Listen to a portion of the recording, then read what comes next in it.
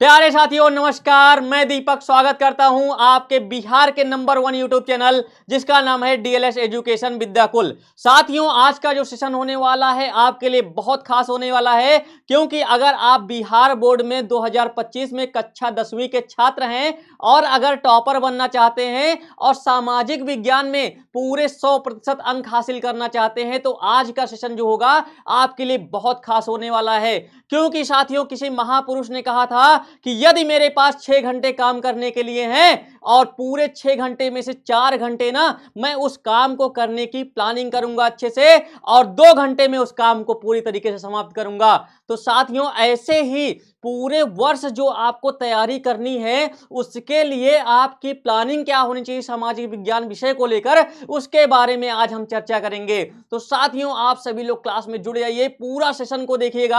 आपके लिए सिलेबस यानी कि सामाजिक विज्ञान के पूरे सिलेबस का निचोड़ होगा, जिसमें मैं आपको बताऊंगा कि कितने अंक से कौन सा प्रश्न पूछा जाता है और कौन सा विषय आपको ज्यादा पढ़ने की आवश्यकता है। यानी कि अगर सामाजिक विज्ञान में 5 विषय आते हैं, उन पांचों विषय में से आपको सबसे अधिक किस पर ज्यादा जोर देना है। तो साथियों आप सभी का स्वागत है आपके अपने परिवार में। तो आइए आज के सेशन की करते हैं हम शुरुआत। हम आज जानेंगे सामाजिक विज्ञान के सिलेबस की संपूर्ण जानकारी के बारे में। तो देखिए सबसे पहले तो हम आज जानेंगे कि सामाजिक विज्ञान जो होता है हमारा ना, सामाजिक विज्ञान में साथियों आपके लिए 80 और 20 का रेशियो होता है। ये आप समझ रहे होंगे 80 और 20 का रेशियो का मतलब क्या हुआ कि 80 नंबर जो होता है आपको 80 नंबर का प्रश्न पत्र मिलता है।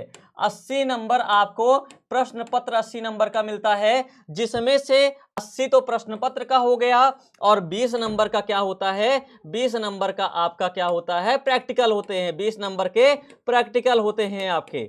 तो 80 नंबर तो हो गया आपका प्रश्न पत्र, यानी कि जो आपको पेपर मिलता है जब आप बोर्ड की परीक्षा इस बार दोगे तो पेपर आपको कितने नंबर का मिलेगा, 80 नंबर का। 80 नंबर के पेपर में भी 40 नंबर क्या होते हैं, आपको ऑब्जेक्टिव प्रश्न मिलते हैं। कितने, 40 नंबर का ऑब्जेक्टिव प्रश्न करना होता है और 40 नंबर के आपके सब्जेक्टिव प्रश्न करने होते हैं। क्या, सब्जेक्टिव।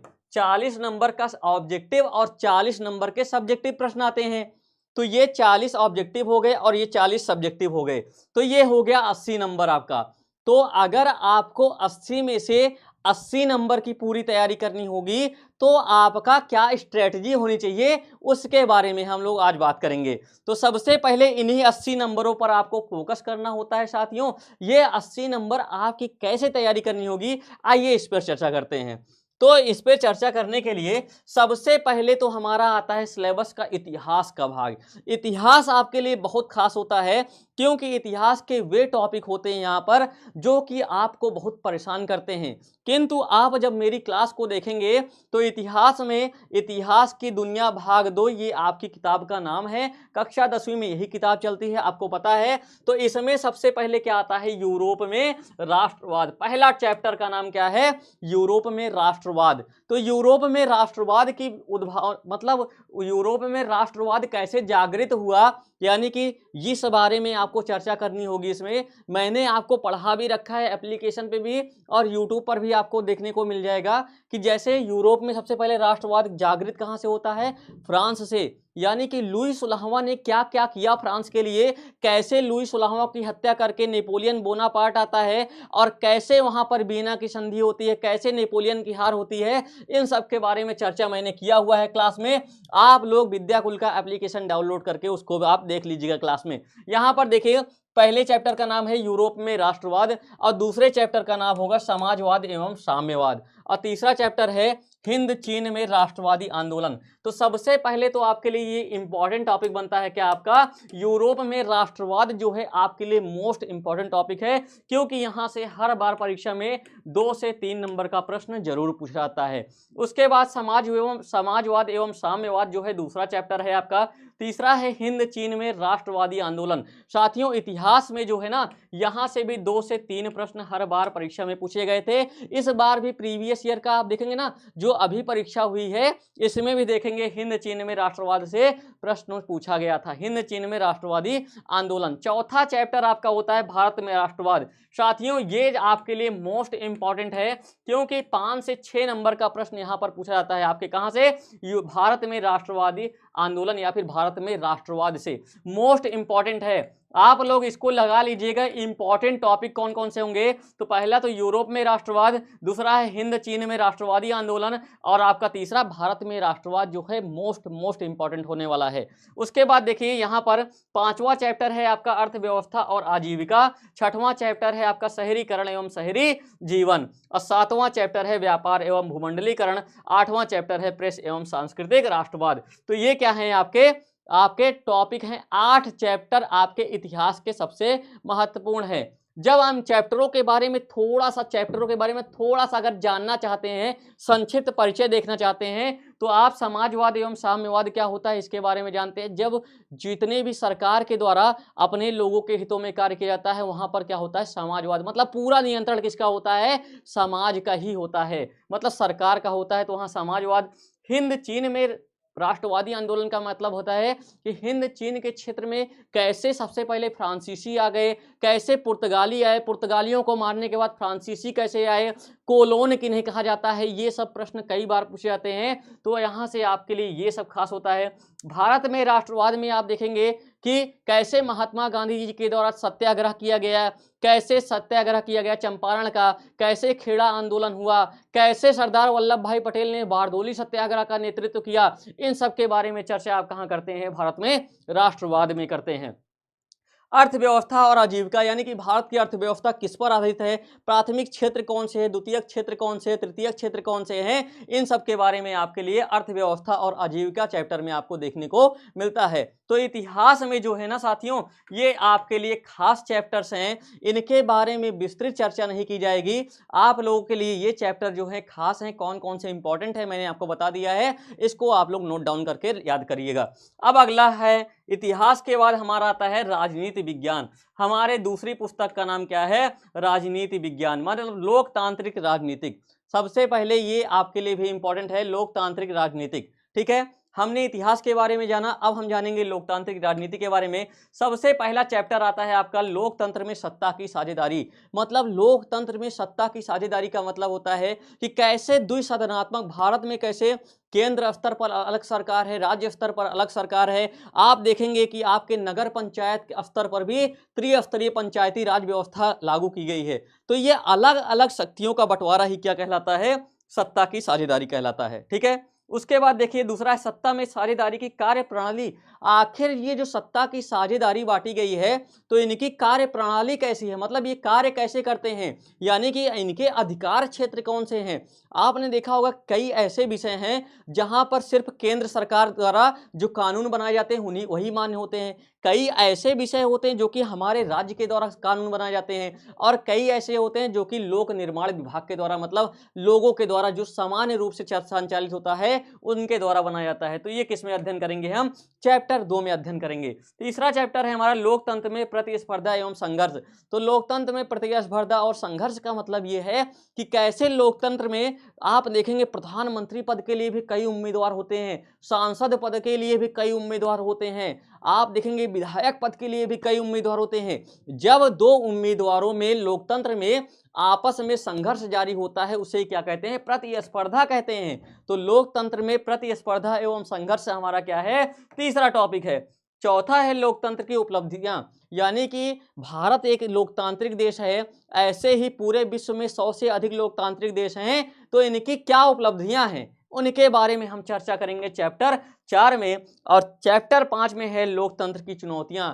आखिर ऐसी क्या क्या चुनौतियां हैं जो कि एक लोकतांत्रिक देश में आखिर देखने को मिलती हैं। जैसे अगर चर्चा करें तो भ्रष्टाचार ही सबसे ज़्यादा देखने को मिलता है। लोकतंत्र की प्रमुख चुनौती क्या होती है, भ्रष्टाचार। तो ऐसे ही इनके बारे में हम विस्तृत चर्चा करेंगे जब हम इन चैप्टरों को पढ़ाएंगे। अगर मोस्ट इंपॉर्टेंट चैप्टर की बात करेगा साथियों, इनमें से कौन कौन सा हो जाएगा, तो पहला चैप्टर आपके लिए इंपॉर्टेंट होगा, दूसरा होगा आपके लिए चैप्टर नंबर 3 होगा, और चैप्टर नंबर क्या हो जाएगा, पांचवा। ये 3 टॉपिक जो होंगे, 3 चैप्टर आपके लिए खास होने वाले हैं। इन पांचों में से आपको अध्ययन तो पूरा करना है, किंतु इनके बारे में आप लोग विस्तृत जानकारी को मैं बहुत अच्छे तरीके से बताऊंगा।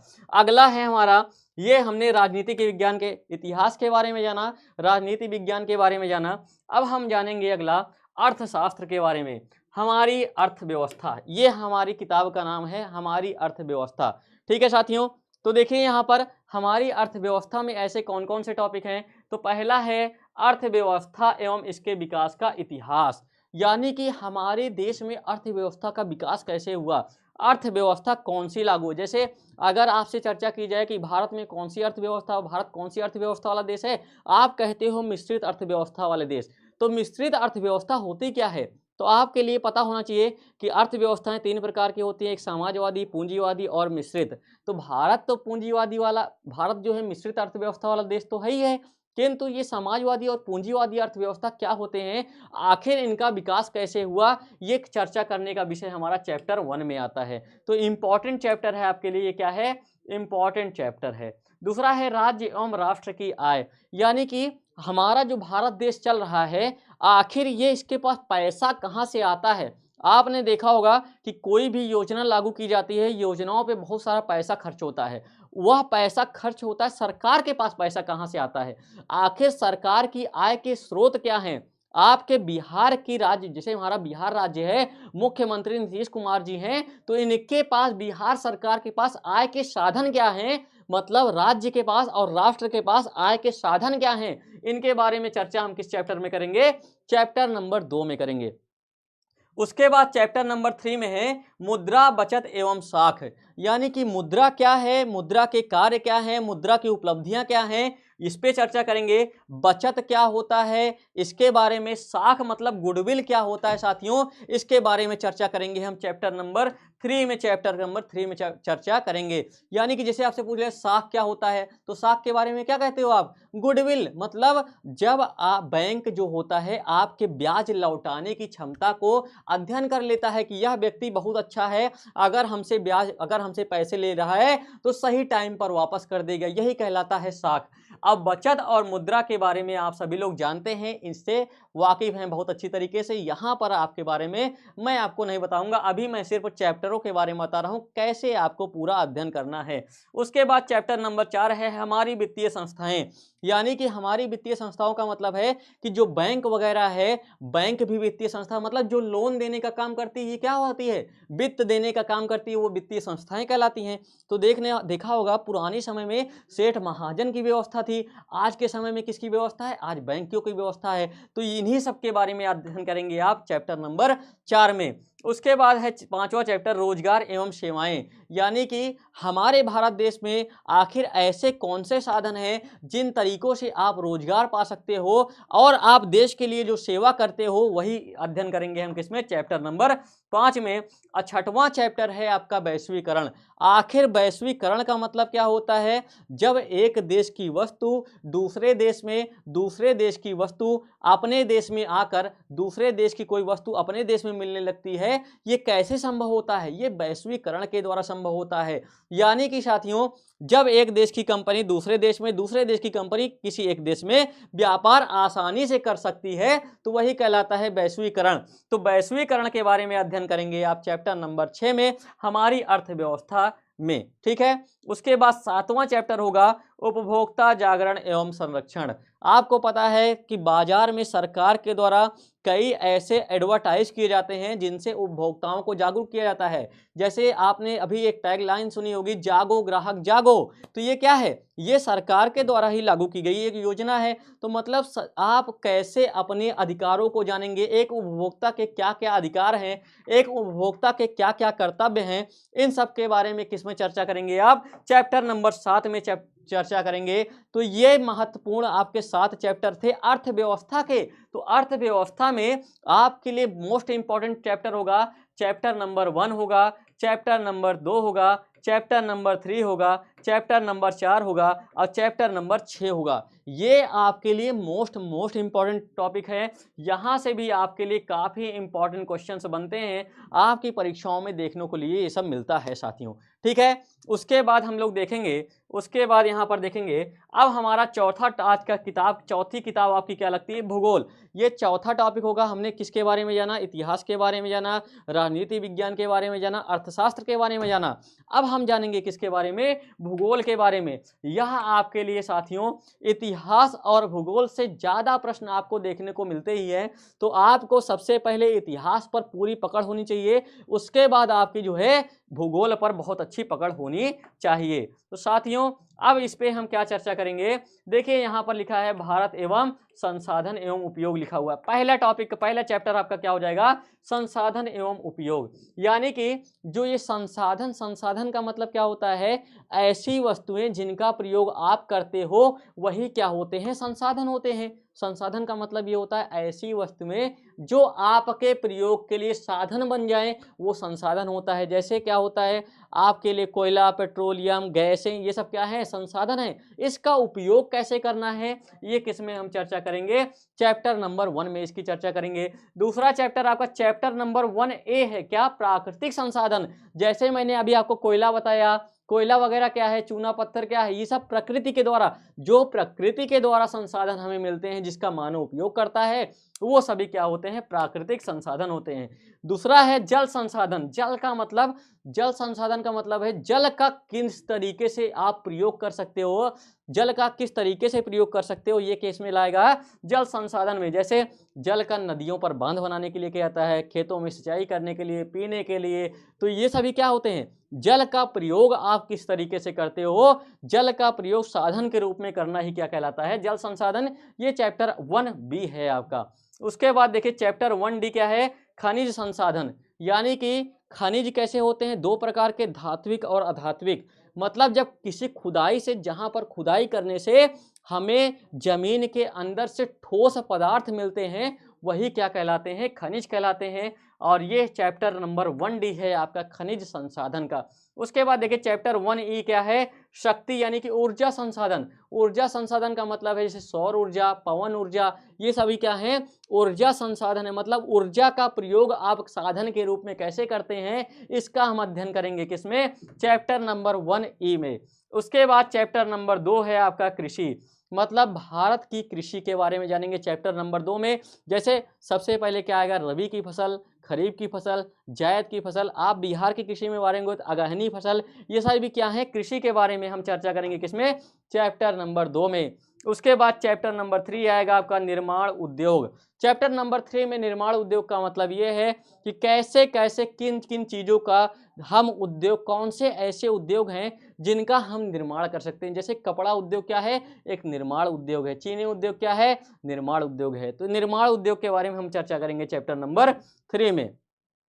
तो ये भूगोल के टॉपिक हैं। भूगोल के और चैप्टर हैं, 3 चैप्टर हो गए। चौथा चैप्टर क्या है आपका? परिवहन, संचार एवं व्यापार। यानी कि परिवहन का मतलब होता है कि परिवहन के साधन कौन कौन से हैं। एक तो सड़क परिवहन, वायु परिवहन, जल परिवहन, इनके बारे में चर्चा करेंगे। संचार का मतलब क्या हो गया?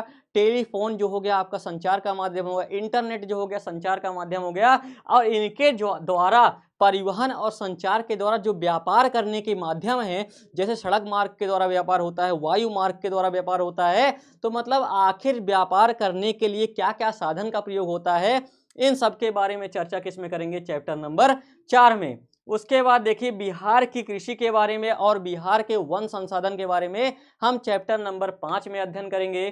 फिर चैप्टर नंबर 5A क्या है? बिहार के खनिज के बारे में जानेंगे। स्पेशली बिहार के कौन कौन से खनिज, जैसे बिहार में सबसे ज़्यादा चूना पत्थर पाया जाता है। चूना पत्थर का प्रयोग कहाँ किया जाता है? सीमेंट उद्योग में किया जाता है। तो ऐसे ही बिहार में पाई जाने वाले खनिजों का हम अध्ययन करेंगे किसमें? चैप्टर नंबर 5A में। उसके बाद चैप्टर नंबर 5B है उद्योग एवं परिवहन। बिहार के ऐसे कौन कौन से उद्योग हैं जो कि बहुत फेमस हैं। उसके बाद बिहार में परिवहन का क्या योगदान है, बिहार के विकास में परिवहन का क्या योगदान है, किस में चर्चा करेंगे हम लोग, चैप्टर नंबर 5 बी में। चैप्टर नंबर 5 सी है बिहार की जनसंख्या एवं नगरीकरण। तो चैप्टर नंबर आपका 5 सी क्या हो जाएगा कि बिहार की जनसंख्या कितनी है और बिहार में कौन कौन से ऐसे जिले हैं जहां पर काफ़ी नगरीकरण है, और नगरीकरण की दृष्टि से ऐसे कौन कौन से जिले हैं जो कि अभी काफ़ी पीछे हैं। चैप्टर नंबर हम 5 सी में चर्चा करेंगे। चैप्टर नंबर 6 है मानचित्र अध्ययन। तो ये आपके लिए बहुत इंपॉर्टेंट चैप्टर है, क्या, मानचित्र अध्ययन। इसी में आता है आपका हेसियोर विधि। इसी में क्या आता है, मानचित्र निरूपण आता है। जैसे मानचित्र का निरूपण क्या होता है कि मानचित्र में आप जल को किससे प्रदर्शित करते हैं, मानचित्र में आप पहाड़ों को किससे प्रदर्शित करते हैं, हेसियोर विधि क्या है, उसको किसने बनाया था। तो इन सब के बारे में चर्चा आप कहाँ करते हो, चैप्टर नंबर 6 में। तो चैप्टर नंबर 6 हो गया आपका। भूगोल में आपके लिए इंपॉर्टेंट टॉपिक कौन कौन से हैं, तो पहला टॉपिक है आपका खनिज संसाधन, दूसरा तीसरा टॉपिक है कृषि जो है आपके लिए इंपॉर्टेंट है, और वन एवं वन्य प्राणी संसाधन आपके लिए इंपॉर्टेंट है। उसके बाद साथियों आपके लिए परिवहन एवं संचार इंपॉर्टेंट है। उसके बाद आपके लिए बिहार की कृषि इंपॉर्टेंट है, और जनसंख्या और मानचित्र अध्ययन, ये आपके लिए मोस्ट इंपॉर्टेंट टॉपिक है जिनको आपको छोड़ना ही नहीं है। अभी आपके पास पूरे साल भर का समय है मित्रों, तो आपको बहुत अच्छी तरीके से पढ़ाई करना है। तो ठीक है, आपने जाना अभी ज्योग्राफी के बारे में। अब हम जानेंगे आज के लिए हमारा सबसे आखिरी टॉपिक, आपदा प्रबंधन। आपदा प्रबंधन से भी आपके लिए लघु उत्तरीय और बहुविकल्पीय प्रश्न दोनों देखने को मिलते हैं।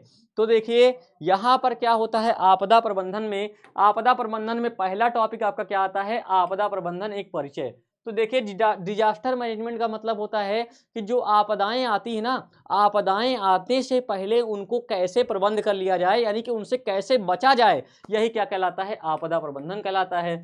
उसके बाद है मानवीय गलतियों के कारण घटित होने वाली घटनाएं, जैसे नाभिकीय, जैविक और रासायनिक, यानी कि मानव ऐसी कौन कौन सी क्रियाएं करता है जिनके कारण आपदा आजकल आ रही। जैसे आपने देखा होगा पेड़ों का कटान बहुत जारी है, मानव के कारण ही भूकंपीय घटना तो हो रही है। अगर पेड़ वगैरह जो है सुरक्षित रहें, मानव जो है अपनी क्रियाकलापों को अपने हिसाब से करता रहे, प्रकृति के साथ कोई छेड़छाड़ न करे, तो ये क्या होगा, प्रकृति कभी आपके साथ छेड़छाड़ नहीं करेगी। तो देखिए चैप्टर नंबर 11 में क्या करेंगे, हम इसका अध्ययन करेंगे। चैप्टर नंबर 12 होगा सामान्य आपदाएं, यानी निवारण और नियंत्रण, यानी कि सामान्य आपदाएं जो होती है जैसे भूकंप आना, सुनामी आना, इनसे कैसे आप बच सकते हो, इनका नियंत्रण कैसे कर सकते हैं, ये चैप्टर नंबर 12 में अध्ययन करेंगे। चैप्टर नंबर 13 होगा समुदाय आधारित आपदा प्रबंधन, यानी कि कैसे समुदाय बनाकर आप जो है आपदा का प्रबंधन कर सकते हो, चैप्टर नंबर हम 13 में अध्ययन करेंगे। ये आपके लिए सिर्फ 4 ही चैप्टर हैं आपके आपदा प्रबंधन से। आप लोगों को ये सारे टॉपिक मैंने जो बताए, ये बहुत सारे आपके लिए बहुत ही इंपॉर्टेंट होने वाले हैं। साथियों, मैंने आपको आज सामाजिक विज्ञान के संपूर्ण विस्तृत चैप्टर का एनालिसिस कराया कि आपको पूरे सामाजिक विज्ञान में पढ़ना क्या क्या है। आई होप आप लोगों को सब कुछ समझ में आ गया होगा। पूरे साल भर की आपकी तैयारी कैसी होगी इसके बारे में मैंने समझाया आपको। अभी तक अगर आपने चैनल पर नए आए हो ना, चैनल को सब्सक्राइब भी कर लीजिएगा साथियों, और मेरी क्लासेस को लगातार फॉलो करते रहिएगा। मैं लगातार आपको बताता रहता हूं कि कैसे आपको क्या पढ़ना है। अभी जो पिछली बार परीक्षा हुई है, इसमें भी 100 में से 100 नंबर लाने वाले, 100% अंक हासिल करने वाले मेरे द्वारा पढ़ाए गए छात्र हैं। साथियों, आपके अंदर विश्वास होना चाहिए, विश्वास की वजह से ही सब कुछ पॉसिबल होता है छात्र जीवन में। अगर कहते हैं ना, मान लिया तो हार है किंतु ठान लिया तो जीत है, इसी को आपको एकदम से इसी बात पे पूरा फोकस करना है। साथियों, आपने क्लास को पूरा देखा होगा। क्लास अगर आपकी अच्छी लगी हो ना, अगर आपको मैंने जो समझाया आपको मेरी बातें समझ में आ गई हो, तो क्लास को लाइक और अच्छे से कमेंट जरूर करिएगा। आप सभी का बहुत बहुत धन्यवाद। जय हिंद।